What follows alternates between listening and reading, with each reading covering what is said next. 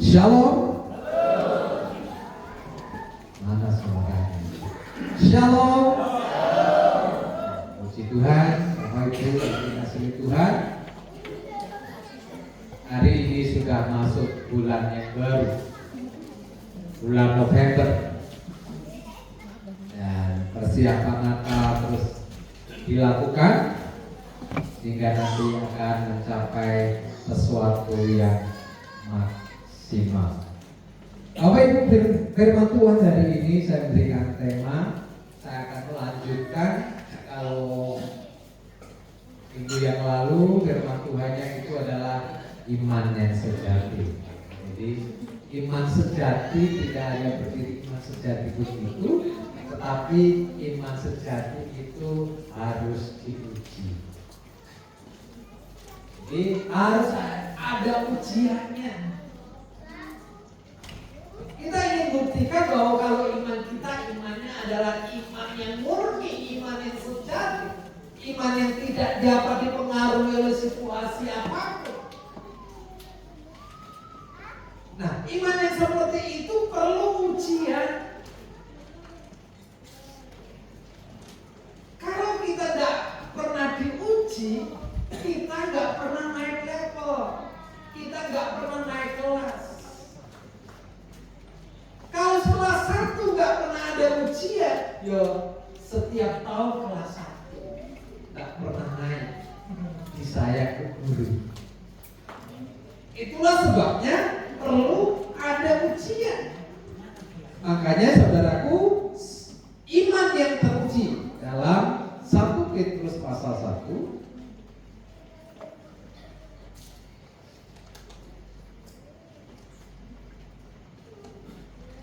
iya, saya akan baca mulai ayat yang ke-6.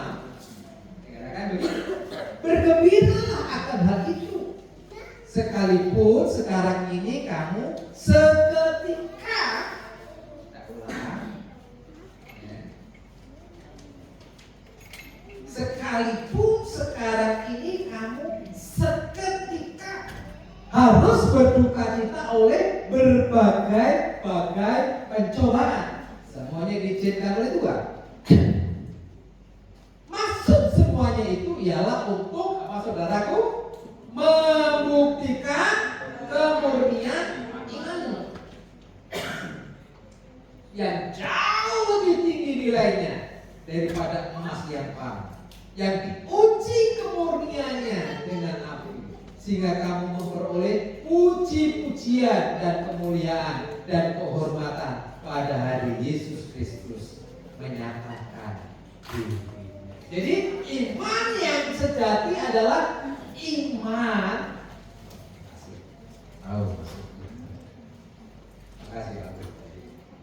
Iman yang sejati adalah iman yang teruji.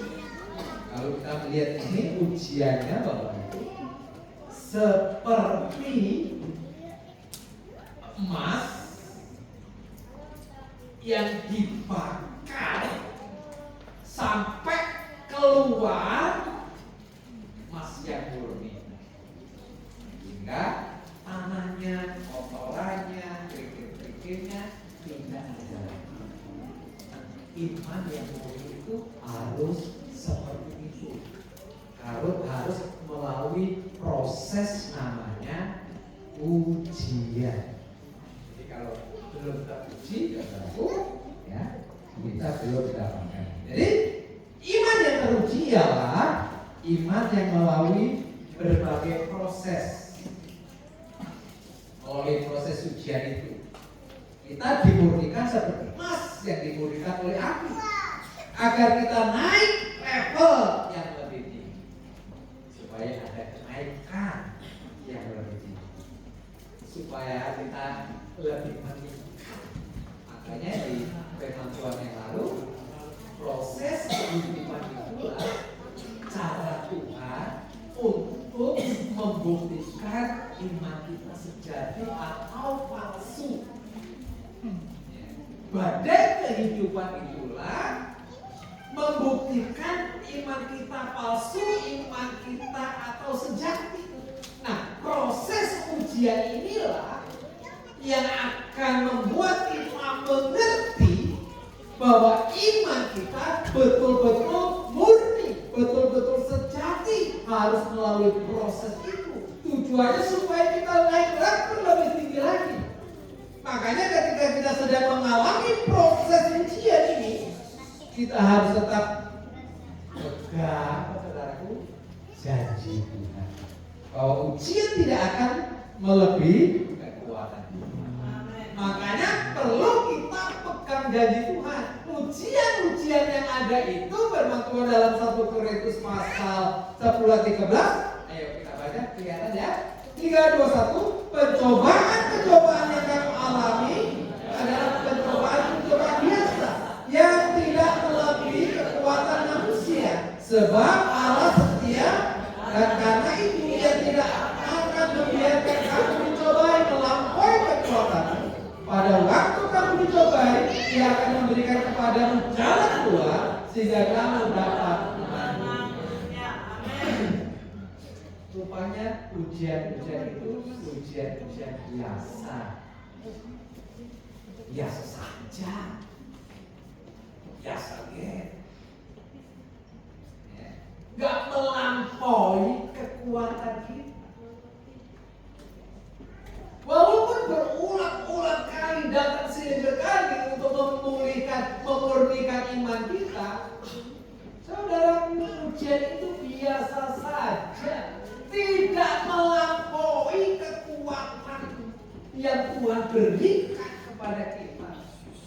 Makanya janjinya kepada kita, Ia memberikan kepada kita apa, saudaraku? Jalan keluar.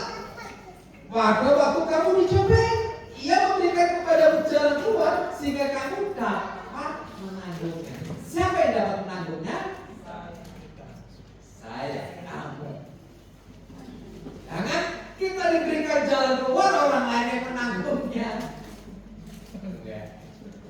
Artinya kita diberikan kekuatan supaya Tuhan memberikan kepada kita jalan keluar, tujuannya supaya kita menanggungnya. Maka setiap proses ujian itu mempunyai tujuan, karena Tuhan mengenal kita dan kita diberikan pertolongan oleh bantuan Tuhan oleh Roh Kudus. Yohanes pasal 14:16 katakan, aku minta kepada siapa, saudara? Kepada aku minta kepada Bapa. Tuhan Yesus katakan, aku minta kepada Bapa. Pada waktu itu berada dengan murid-murid, aku minta kepada Bapa dan Ia akan memberikan kepadamu seorang apa ya, saudara? Penolong yang lain. Dia memberikan kepada kita penolong yang lain supaya Ia menyertai kamu selama-lamanya. Amin. Siapa penolong itu? Penolong itu adalah Roh Kudus. Secara pribadi, waktu itu Yesus pelayanannya dibatasi oleh ruang dan waktu.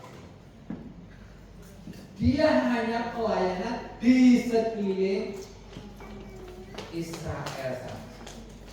Tetapi saat ini dia tidak dapat dibatasi oleh ruang dan waktu.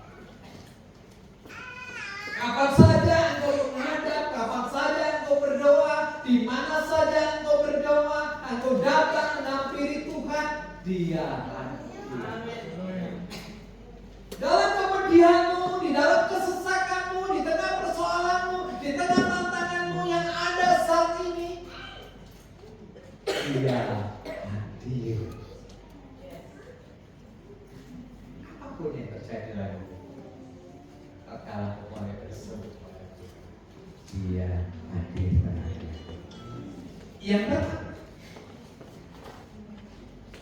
Yang pertama, untuk kita tetap teguh dalam ujian, saudaraku, kita harus tetap teguh di dalam ujian.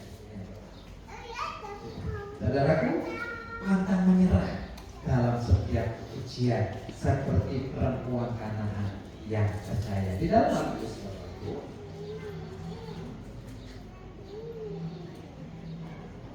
Matius pasal 15.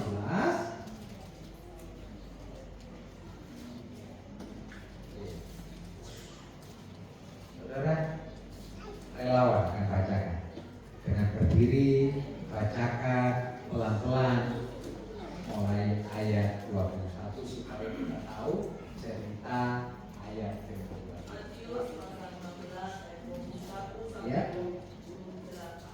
Ya. Lalu Yesus pergi dari situ dan menyingkir ke daerah Tirus dan Sidon. Iya. Yesus pergi ke Tirus dan Sidon. Terus Maka datanglah seorang perempuan Kanaan dari daerah itu dan berseru, "Kasihanilah aku ya Tuhan, anak Daud, ya. karena anakku perempuan kerasukan setan dan sangat menderita." Coba perhatikan. Ada seorang perempuan Kanaan, dia berseru kepada Tuhan, "Kasihilah aku ya Tuhan, anakku perempuan kerasukan setan." Dikatakan apa? Sangat menderita. Perhatikan, sangat menderita. Lanjut. Tetapi Yesus sama sekali tidak menjawabnya. Ya. Lalu murid-muridnya datang dan meminta kepadanya, "Suruhlah ia pergi. Ia mengikuti kita dengan berteriak-teriak." Ini dulu. Saudara perhatikan 23. Ayat 23. Yesus berlalu begitu saja. Dia tidak meresponi teriakan perempuan ini. Dia tidak menjawab apa yang diteriakkan perempuan ini. Tetapi apa yang dilakukan perempuan ini? Dia tetap berteriak. Dia tetap terus mengikuti Yesus. Dia tetap terus berseru kepada Yesus. Yang perlu digarisbawahi, tetap mengikuti dan tetap berseru kepada Yesus. Lanjutnya terus. Jawab Yesus, Iya. "Aku diutus hanya kepada domba-domba yang hilang dari umat Israel." Terus. Tetapi perempuan itu mendekat dan menyembah dia sambil berkata, "Tuhan, tolonglah aku." Iya. Tetapi Yesus menjawab, "Tidak patut mengambil roti yang disediakan bagi anak-anak dan melemparkannya kepada anjing." Iya.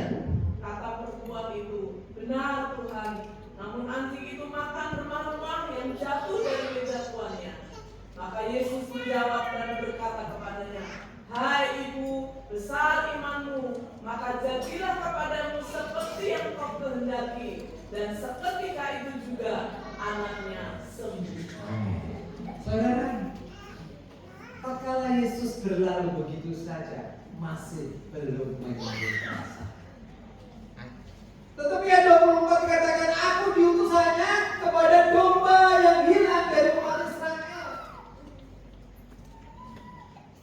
Sudah mulai ada sekat, mulai ada pemisah antara orang Israel dan dengan orang Israel, antara orang Israel dengan orang Kanaan. Mulai ada nggak ada sepatu, nggak ada patutnya kalau orang ini memperoleh pertolongan. Artinya nggak ada modal bahwa pertolongan, keselamatan itu, ya, kesembuhan itu, kuasa itu hanya diperuntukkan oleh orang Israel. Sebab katakan, "Aku diutus hanya untuk domba-domba Israel." Tetapi saudara, dengan tekad yang dulu, dengan tekad yang luar biasa, tetapi perempuan itu mendekat dan menyembah dia sambil berkata, "Tuhan, tolonglah aku." Oh, gak ada putus. Iman itu perlu kesabaran. Katakan kesabaran. Katakan kesabaran. Iman perlu kesabaran. Jadi saudara, kalau kita belum mendapatkan sesuatu, tetap sabar, tetap berdoa, tetap memiliki keyakinan bahwa Yesus sanggup menolong. Amin. Iman itu perlu ketaatan. Katakan ketaatan. Iman perlu ketaatan. Harus terus ketaatan itu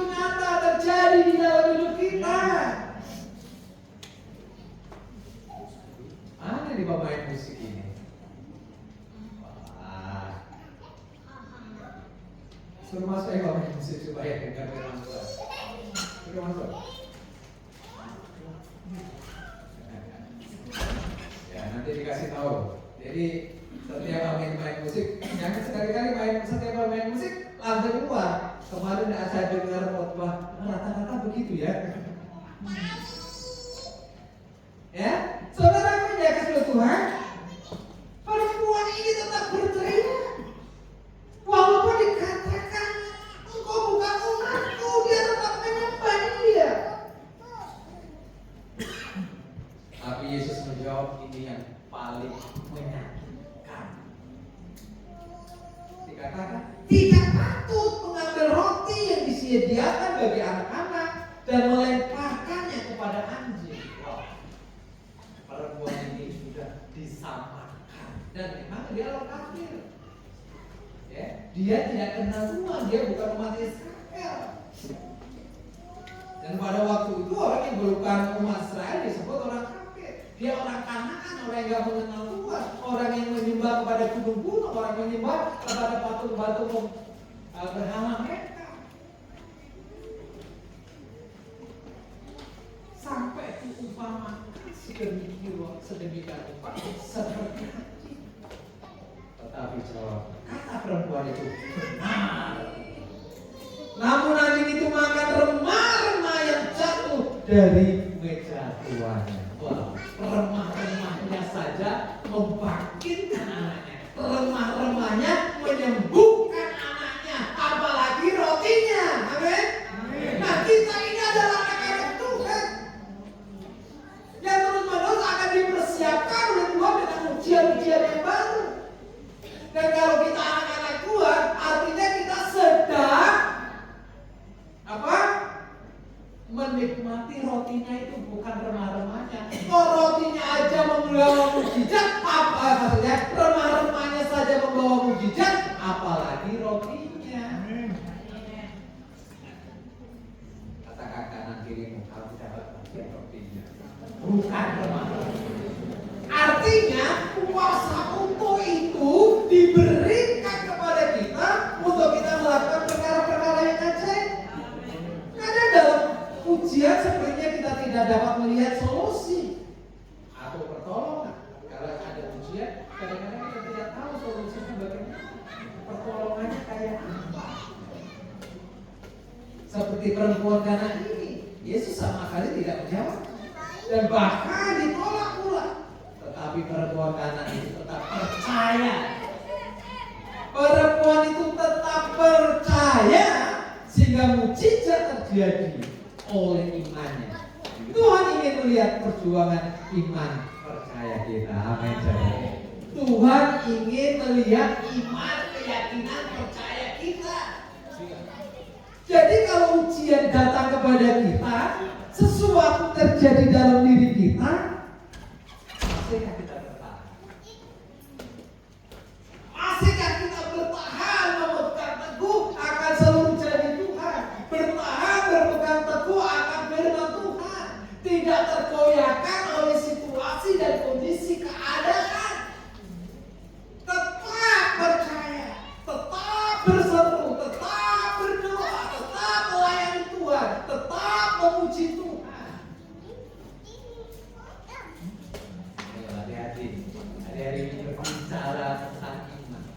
Tatkala bertahan dalam iman, bertahan dalam ujian, imanmu murni, imanmu sejati, aku akan dibawa Tuhan untuk mengalami mujizat. Tapi tatkala kau mulai memposisikan imanmu lemah, ya, saudara, sudah tidak tahu apa yang Tuhan lakukan. Itu kalau hari-hari ini berbicara tentang iman yang dipimpin oleh Roh Kudus dengan kekuatan kuasanya, artinya Tuhan sedang membangun keyakinannya akan iman itu. Yang kedua, untuk kita tetap bertahan dalam ujian, untuk kita tetap tahan dalam berbagai macam pencobaan, katakan kita harus tetap apa saudaraku? Bersukacita. Iman sejati dibuktikan dengan kita tetap menampakkan diri, tetap menyatakan wajah kita, menampakkan wajah kita situasi keadaan tetap membuat kita sukacita. Hari ini sok tetap sukacita. Sok ada sukacita, pasti dapat berkah. Mungkin sepanjang hari HP kita nggak lolali. Nggak ada harus tetap kita pertahankan sukacita ini. Paulus menekankan, Paulus menasihatkan di dalam Filipi pasal 4 bersukacitalah senantiasa dalam Tuhan. Diulang lagi apa saudaraku? Sekali lagi ku katakan bersukacitalah. Kenapa Paulus sampai tekankan ini dua kali? Tujuannya supaya kita mengingatnya apapun terjadi dalam hidup, kita harus tetap bersukacita. Jadi banyak hal yang luar biasa dalam hidup kita, baik suka maupun duka. Ketika kita dalam keadaan suka, kita akan sangat mengucapkan terima kasih. Tatkala dalam keadaan bersukacita, tatkala kita memperoleh berkah, tatkala kita mungkin ulang tahun, kita mengucapkan syukur rumah baru, saudara, kita bisa mengucap syukur, kita bisa bersukacita. Tetapi tatkala tantangan datang kepada kita, tatkala persoalan datang kepada kita, problem mulai datang kepada kita, bisakah kita masih menampakkan wajah kita bersukacita? Jadi saudaraku, ujian itu dapat tertangkap, ujian itu dapat teratasi kalau hati kita tetap bersukacita. Orang yang bersukacita itu firman Tuhan katakan dia dapat menanggung segala penderitaan. Tapi bersukacita apapun terjadi. Apakah sukacita? Karena sukacita itu adalah salah satu dari apa? Buah roh. Kalau sukacita itu datangnya dari buah roh, kalau sukacita itu karena buah roh yang ada di dalam diri kita, maka tidak dapat dipengaruhi oleh apapun. Tapi kalau sukacita itu datangnya dari dunia, itu sementara. Kalau lagi kita susah, kemudian kita nonton sulit, kita ketawa, wah, ketawa, masuk lagi antre, wah. Ditambah lagi dengan ajis gagap, kita ketawa. Saudaraku, tatkala kita mau masuk saja, orang lihat ketawa-ketawa, kita sudah ketawa duluan. Masih belum bisa. Setelah itu persoalan dan yang tadinya terlupakan, masih ada nggak? Baru lagi. Iya ya. Karena sukacita yang datangnya dari dunia itu sementara. Tetapi sukacita yang dikerjakan oleh Roh Kudus, oleh karena buah Roh Kudus, itu tidak dapat dipengaruhi oleh apapun. Makanya sukacita itu adalah tanda orang beriman. Tanda orang beriman adalah selalu hidupnya dipenuhi dengan sukacita. Amin. Jadi setiap hari kita harus nampakkan wajah kita penuh dengan sukacita, bukan menampakkan wajah-wajah yang habis makan asam. Harus kita tampak. Coba lihat kanan kiri, makan asam apa sukacita? Kalau kita makan asam itu, ya wajahnya ya kira-kira kayak begitulah. Dan yang ketiga adalah untuk berpikir positif. Jadi harus kita sadari bahwa pikiran kita adalah tempat peperangan terbesar. Jangan pikiran kita itu tempat peperangan terbesar. kita mau bersukacita dan sedih itu ada di dalam pikiran. Ada sesuatu kekurangan yang lain. Dan keputusannya itu kepada kita. Kita putuskan sukacita atau kita putuskan sedih. Kita putuskan berpikir positif atau kita putuskan berpikir negatif. Keputusan di tangan kita. Makanya tatkala hal yang negatif itu datang kepada kita, kita harus melawannya. Lawanlah kedagingan. Tetaplah berpikir positif sehingga kita menang dalam perang. Apa yang harus kita pikirkan? Sama kita akan baca dalam Filipi pasal 4 ayat 8. Ayat 8 ya. 3, 2, 1. Jadi akhirnya saudara-saudara semua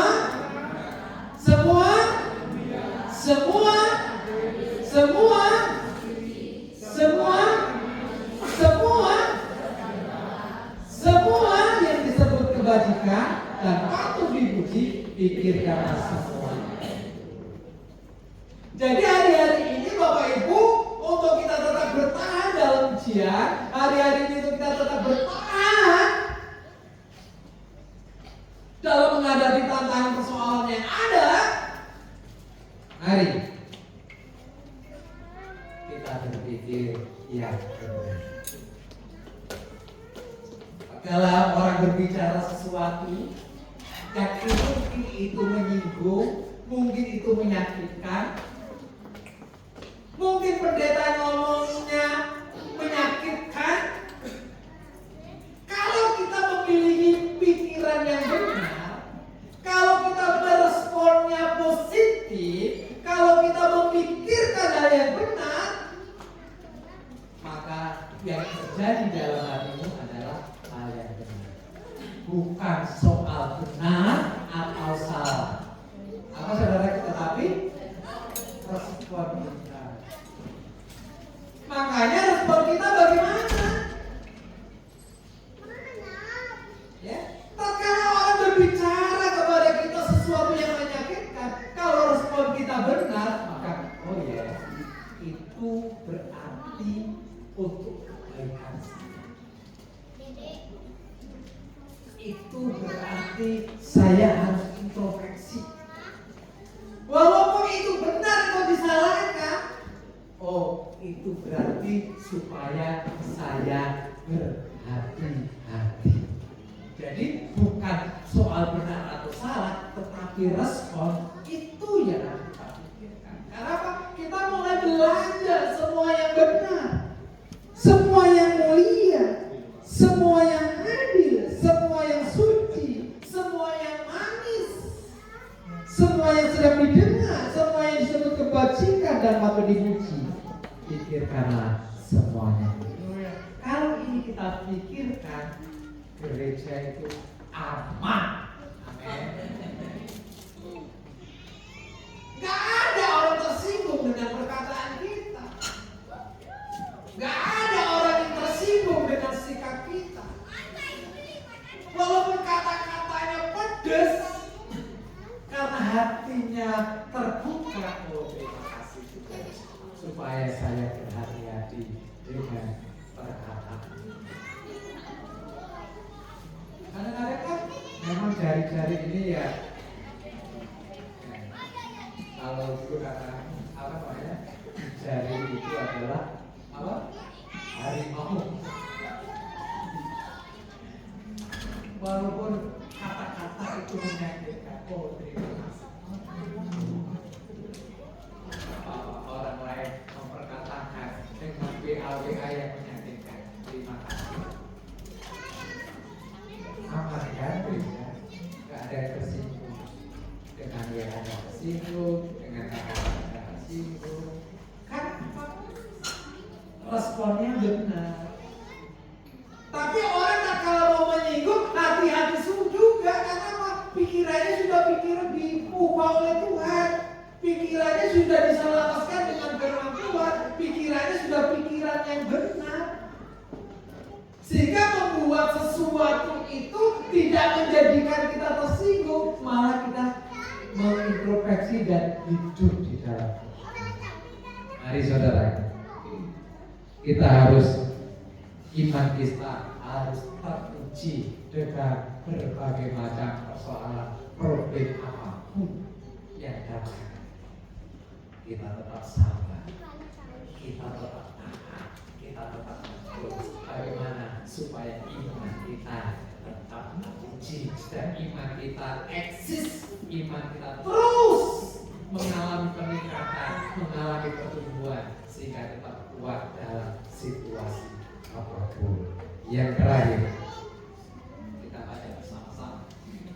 3, 2, 1. Tetaplah kuat dalam Tuhan, hadapi ujian dengan mengandalkan pertolongan Roh melalui doa, maka kita akan memampukan untuk bertahan dalam keadaan ujian. Ya, maka kita akan dimampukan untuk bertahan dalam menghadapi ujian. Minta pimpinan Roh Kudus di dalam doa, sehingga ujian yang datang di dalam diri kita akan dimampukan Tuhan. Kita terkuat, kuat dalam menghadapi cobaan. Tuhan Yesus memberkati. Silakan pemain musik.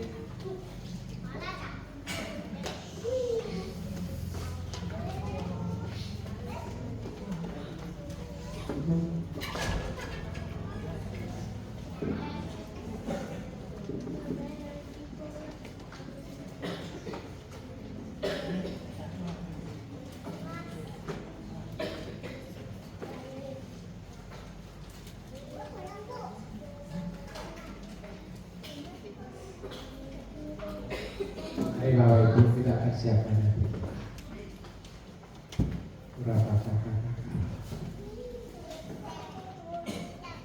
Kita akan angkat satu pujian sebelum kita masuk dalam ucapan dengan imanku Tuhan gadis. Surah. Mari kita akan sama-sama berdiri.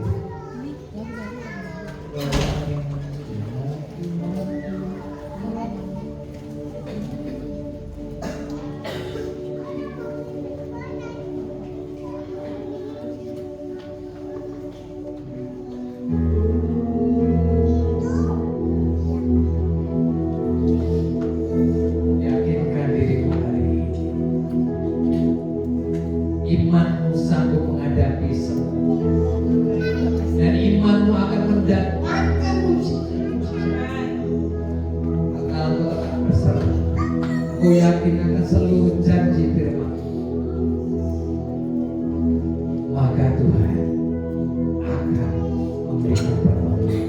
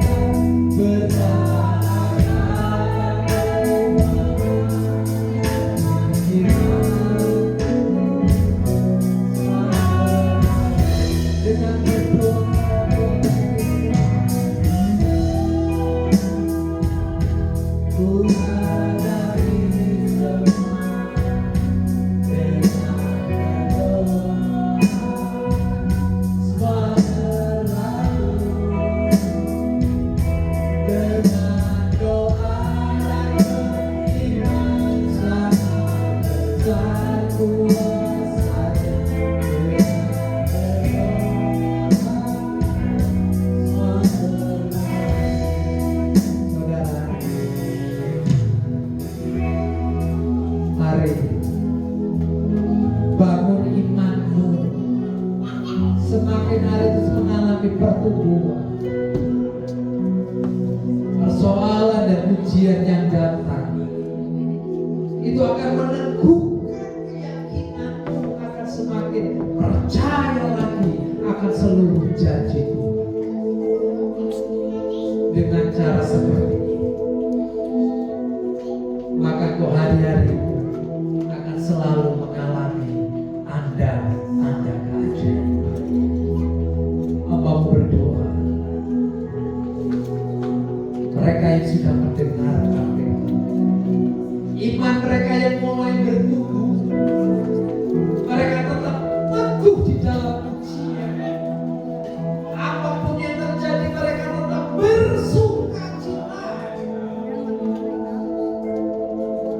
Dan pola pikir mereka sudah berbeda dan berubah.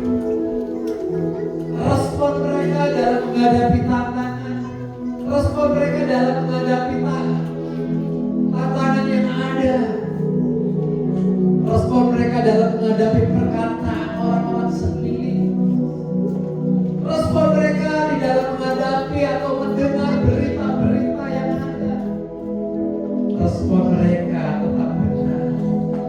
Karena dimulai dari pikiran-pikiran yang benar, pikiran-pikiran yang dipenuhi dengan Roh Kudus, pikiran-pikiran yang dipenuhi dengan firman,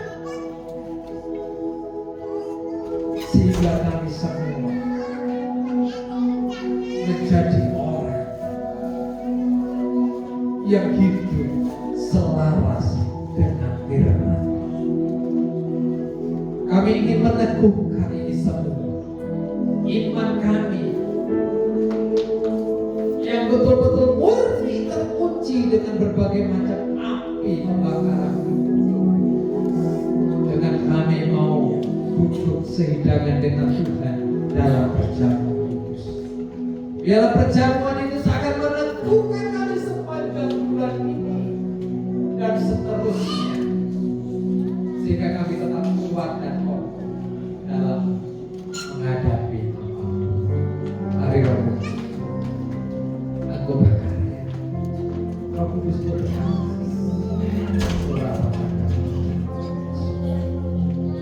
Kau dan bertugas kerja Roh Kudus.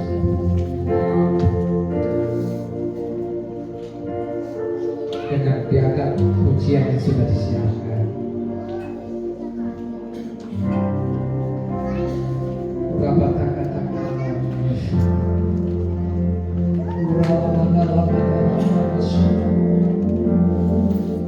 siapa kami hamba,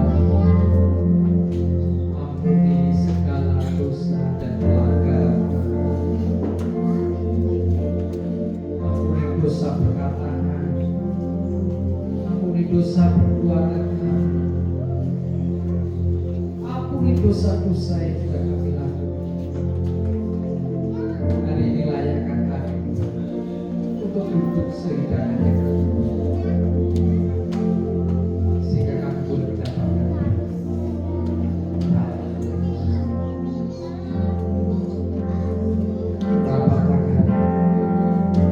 layakkan kami juga seluruh jemaat untuk duduk sehidangan.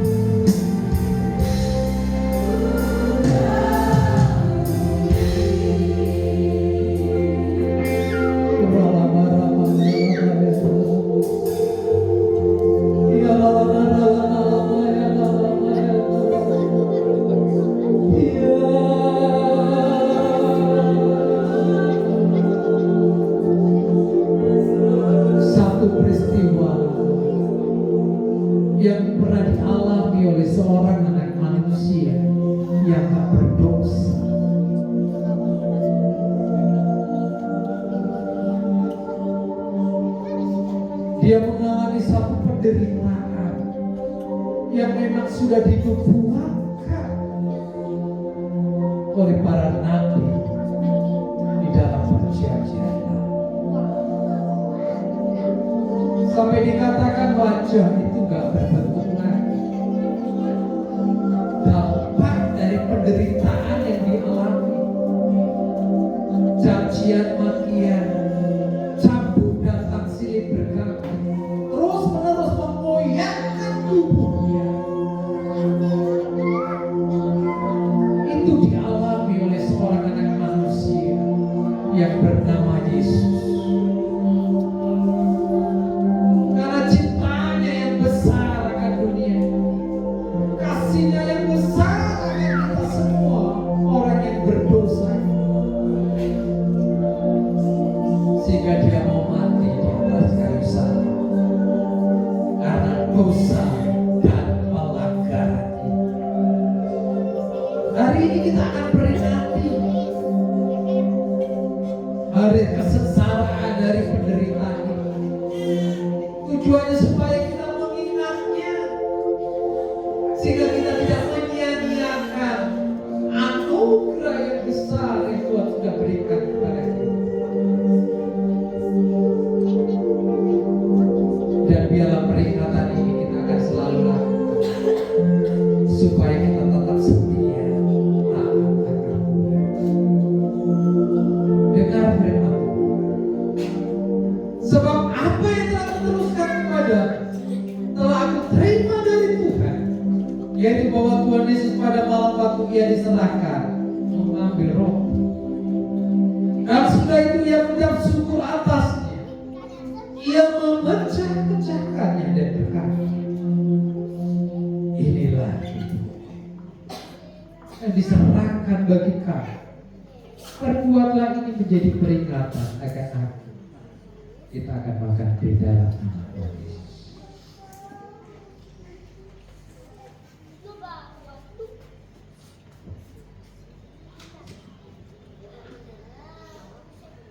Angkat tangan. Darahnya mengalir seluruh tubuh Yesus. Darahnya menyucikan setiap dosa pelanggaran. Darahnya melindungi kita dari setiap serangan-serangan kuasa kegelapan.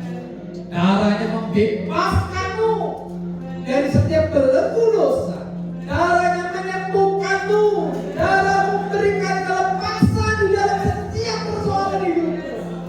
Darahnya memberikan kemenangan sehingga tubuhmu menjadi sehat. Darah yang kita akan alirkan adalah darah Kristus. Dia yang mengalir dalam hidupmu adalah darah Kristus, bukan kehendak hatiku pribadi, tetapi biarlah darah Yesus yang mengalir mempengaruhi setiap jalan hidup. Demikian juga yang mengambil cawan sesudah makan lalu berkata, cawan ini adalah perjanjian baru yang dimateraikan oleh darah. Perbuatlah ini setiap kali kamu meminumnya menjadi peringatan akan aku. Kita minum di dalam nama Yesus. Rapatakara lama Yesus takara. Uralama dara patakara lana lama ya lama ya. Iya lana lana lama ya lama ya. Iya lana lana lama ya.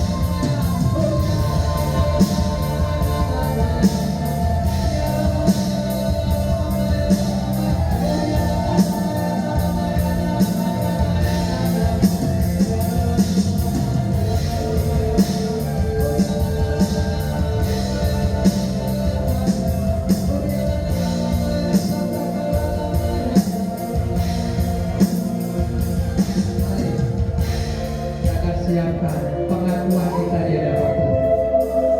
Pengakuan iman rasul.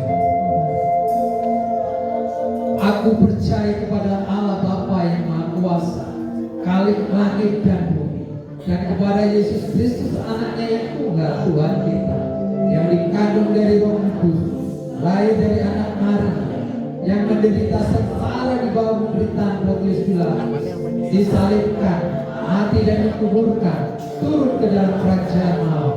Pada hari yang ketiga bangkit pula dari antara orang mati, naik ke surga, duduk di sebelah kanan Allah Bapa yang Maha Kuasa, dan dari sana Ia akan datang untuk menghakimi orang yang hidup dan mati.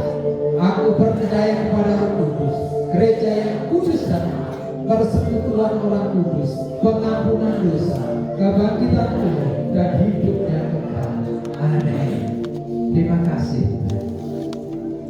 Terima kasih Roh Kudus buat kasih dan setia.